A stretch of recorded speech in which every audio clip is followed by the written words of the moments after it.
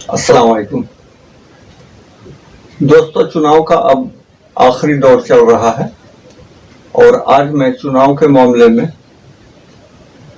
आपसे आखिरी गुजारिश करूंगा। अगर गुजारिश पसंद आए तो जरूर इस वीडियो को लाइक और शेयर जरूर से जरूर कीजिएगा, ज्यादा से ज्यादा लोगों तक पहुंचाइए। मैं आपसे एक बात पूछना चाहता हूं, अगर आपके गांव में 10 बीघा जमीन बिक रही है और उसका खरीदार एक आपका बेटा है, एक आपका पड़ोसी का बेटा है और एक गैर है। आप अपने पड़ोसी के बेटा से भी बहुत मोहब्बत करते हैं, बहुत नोबल लड़का है, बहुत अच्छा है, लेकिन तीसरा जो है वो आपका गैर है, उससे आपको कोई दोस्ती मोहब्बत नहीं, यहाँ तक कि कभी कभी उससे टेंशन भी हुआ करता है। इस तरह का 3 आदमी उस जमीन को खरीदने के लिए तैयार है। आपका वहां पर क्या फर्ज बनता है? आप अपने बेटा को क्या मशवरा दीजिएगा कि बेटा तुम तो गरीब आदमी हो, तुम सिर्फ 1 बीघा जमीन इनमें से खरीद पाते हो और हमारा पड़ोसी का बेटा 10 बीघा जमीन खरीदने के लिए सक्षम है, तुम उसको दे दो। आपका दिल क्या कहेगा? कि अपने बेटे को रोक दे कि तुम 1 बीघा जमीन मत लो, पूरी जमीन पड़ोसी के बेटे को दे दो? आपका दिल ऐसा गवारा शायद नहीं करेगा। मेरा दिल कहता है आपका दिल ऐसा हरगिज नहीं कहेगा। आप उस वक्त यही मशवरा दीजिएगा उस पड़ोसी के बेटे को कि बेटा तुम 9 बीघा जमीन ले लो, 1 बीघा मेरे बेटे को दे दो। और अगर आप अपने बेटे को 1 बीघा जमीन लेने से रोकते हैं तो शायद अपने बेटे के साथ आप इंसाफ नहीं कर रहे हैं, क्योंकि उसकी भी हौसला अफजाई जरूरी है। आज आप उसको 1 बीघा खरीदने से रोकते हैं, उसके हमेशा के लिए हिम्मत सीखनी होगी, उसकी हिम्मत टूट जाएगी। अगर आप उसको 1 बीघा खरीदने के लिए प्रोत्साहित करते हैं, उसकी हिम्मत अफजाई करते हैं, तो कल होकर के वो उस जमीन से हो सकता है कि कुछ आमदनी बढ़ा करके और 2 बीघा खरीद सकता है, 3 बीघा खरीद सकता है। लेकिन 1 बीघा खरीदने के बाद, अपने बेटा को खरीदवाने के बाद आपका ये फर्ज जरूर बनता है कि जो बेटा आपका पड़ोसी का बेटा है और आप उससे मोहब्बत करते हैं, उसकी भी मदद करना आपके लिए जरूरी है कि बेटा तुम भी 9 बीघा जरूर खरीदो। कहीं ऐसा नहीं कि ये 9 बीघा जमीन जो तीसरा एक खरीदार है, जो हमारा गैर है, वो कहीं खरीद नहीं ले। ये आपका फर्ज जरूर बनता है। तो मैं क्या कह रहा हूं आप समझ गए होंगे। आपने 15 साल तक आरजेडी का शासन देखा है और अभी सबकी नजर में यही है कि आरजेडी की सरकार बनने जा रही है। ठीक है, हम भी चाहते हैं कि आरजेडी की सरकार बने, लेकिन आपको ये देखना है कि उस पड़ोसी के बेटे ने आपको क्या क्या दिया है। अगर आप अपने बेटे को रोक लेते हैं और पूरी जमीन उस बेटे को दे देते हैं, पड़ोसी के बेटे को, आखिर वो मुस्तकबिल में आपको कितना काम आ सकता है? बेटा आपका अगर जरूरत पड़े तो वो बेटा आपको खून भी देने के लिए तैयार हो सकता है, लेकिन पड़ोसी का बेटा आपको कितना मदद कर सकता है? बहुत ज्यादा कभी तो आर्थिक मदद कर सकता है या और कुछ मदद कर सकता है, लेकिन आपका अपना बेटा जैसा वो खून की मदद नहीं कर सकता है।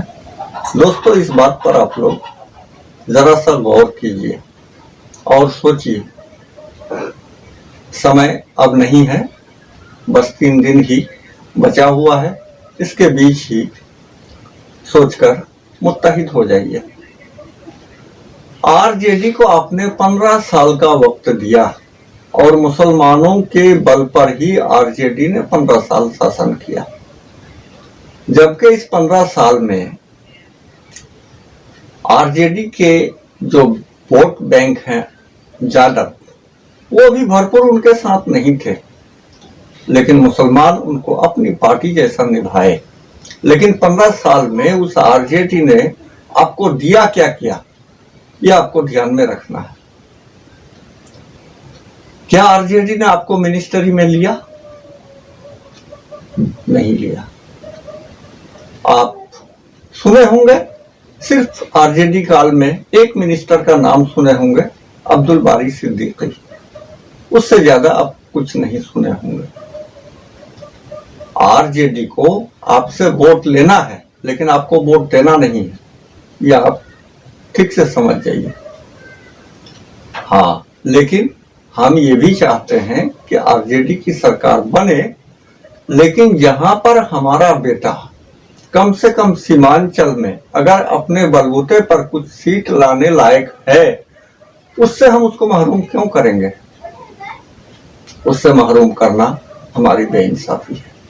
बाकी इस सीमांचल के बाहर जहां कहीं भी आरजेडी लड़ रही है, तो हम लोग उसके लिए दुआ कर रहे हैं कि हाँ, आरजेडी की सरकार बने।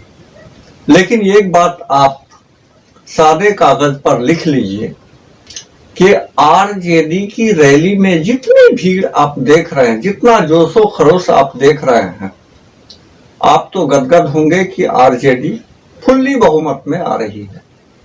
लेकिन दोस्तों, ऐसी बात नहीं है, ऐसा ख्वाब मत देखिए। बस होगा इतना सा, आप रिजल्ट के दिन 10 तारीख को देख लीजिएगा। मैं आपको कह देता हूं कि आरजेडी सीट ज्यादा लाएगी और बिहार के अंदर सिंगल लार्जेस्ट पार्टी बन के उभरेगी, ये बात जरूर है। लेकिन महागठबंधन को इतनी सीट नहीं आ जाएगी कि वो 122 के आंकड़ा को छू सके। एनडीए से वो ज्यादा सीट लाएगी, 100 से ऊपर जाएगी। एनडीए 100 से नीचे रहेगी, ये बात पक्की है। लेकिन वो 122 तक नहीं छू पाएगी, क्योंकि आप आरजेडी की रैली में जितने जोश और खरोश, उछल कूद देख रहे हैं, उसमें कुछ और बात भी है।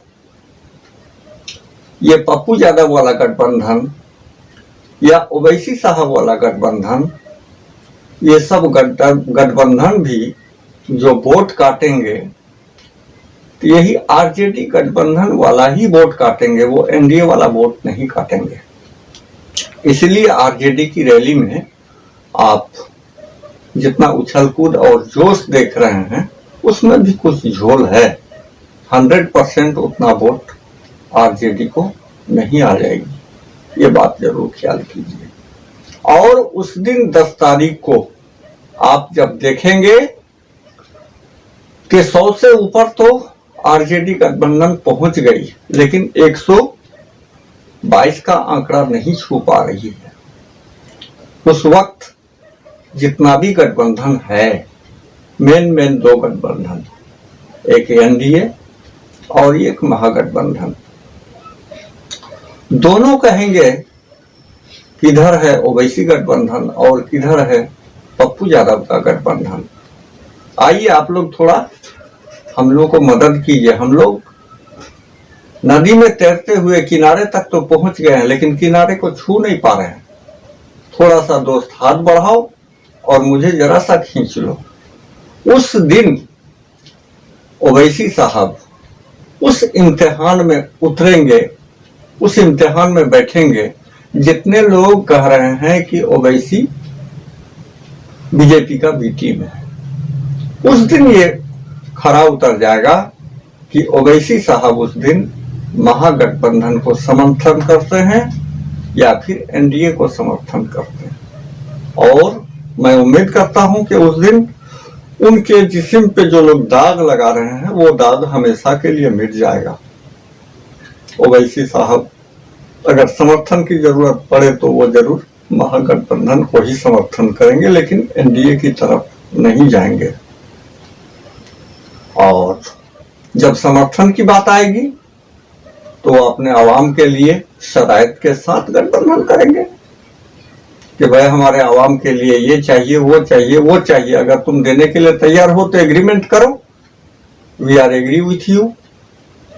इस तरह का शर्त मुआहदा के साथ ही उस दिन एग्रीमेंट होगा। मैं आपको दोबारा कहता हूं कि इस बार फुल्ली बहुमत में कोई भी गठबंधन नहीं आएगा, ना एनडीए आएगा, ना महागठबंधन आएगा, और समर्थन उन दो बड़े गठबंधनों को मांगना ही पड़ेगा और मांगने के बाद ही सरकार बन सकती है। इसलिए हम लोग ऐसा बिल्कुल ना सोचें कि ओवैसी के गठबंधन को सरकार तो नहीं मिल रही है, वो सरकार तो नहीं बना पा रहा है, वो हमारा क्या काम करेगा। नहीं, उस दिन वो किंग मेकर का रोल निभाएंगे। आप लोग जरूर देखिएगा और आपके एक एक वोट की कीमत जरूर होगी। बात अब मैं ज्यादा लंबा नहीं करना चाहता हूं। आप लोगों से यही गुजारिश है कि अभी भी 3 दिन का वक्त बाकी है। आप लोग ठीक से सोचिए और वोट को तितर बितर नहीं कीजिए। ऐसे भी मैंने अपने स्तर पर सर्वे किया है, कम से कम 20-25 गांव का सर्वे मैंने किया है। एक एक गांव के 3-3, 4-4 आदमी से पूछताछ किया है। हर गांव से यही पता चला है कि हर गांव में आरजेडी और ओवैसी गठबंधन यानी पतंग, लालटेन और पतंग दोनों है, लेकिन उसमें 60% में पतंग है और 40% में लालटेन है। लालटेन वाले शोर शराबा ज्यादा करते हैं और पतंग वाले शोर शराबा कम करते हैं, लेकिन दिल में ठाने हुए हैं कि हमको वोट देना है तो पतंग को ही देना है, चाहे उसकी किस्मत में हार हो या जीत हो। मैं ये मानता हूं कि हमारे ठाकुरगंज का उम्मीदवार सबको पसंद नहीं है, लेकिन भैया उम्मीदवार को छोड़िए, ओवैसी साहब का चेहरा देख करके इस पार्टी को समर्थन कीजिए और इस MIM को कम से कम सीमांचल में मजबूत जरूर कीजिए। यह हमारे मुस्तकबिल के लिए बहुत फायदेमंद रहेगा। इन्हीं बातों के साथ मैं अपनी गुजारिश खत्म करता हूं, लेकिन भैया हमारी बात जिन हजरात को पसंद आती है वो इस वीडियो को अधिक से अधिक शेयर और लाइक जरूर करें और हमारी हिम्मत अफजाई करें। जय हिंद, जय हिंद।